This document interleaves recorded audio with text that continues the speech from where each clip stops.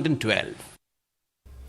उत्तर प्रदेश के वज़ीर आला योगी आदित्यनाथ ने कहा कि उत्तर प्रदेश में इनकी हुकूमत ने माफिया के खिलाफ शिकंजा कस दिया।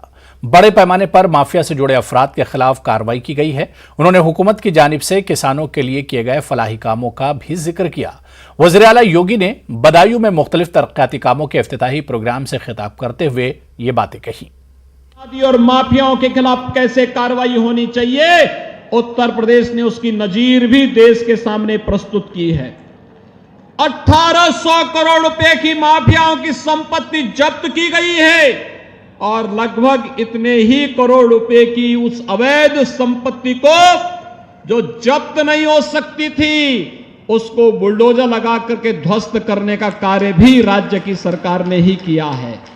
2017 में सबसे पहला काम किया गया, बहनों और बेटियों की सुरक्षा के लिए एंटी रोमियो स्क्वाड का गठन करके हर जनपद में मिशन शक्ति का एक अभियान चलाया जा रहा है।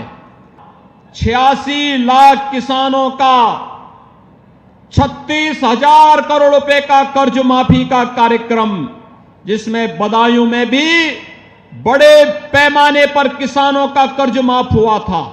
किसान है, उस किसान को प्रधानमंत्री किसान सम्मान निधि मिलना ही चाहिए और आज प्रदेश के अंदर 2 करोड़ 46 लाख किसानों को इस सुविधा का लाभ प्रदान किया जा रहा है।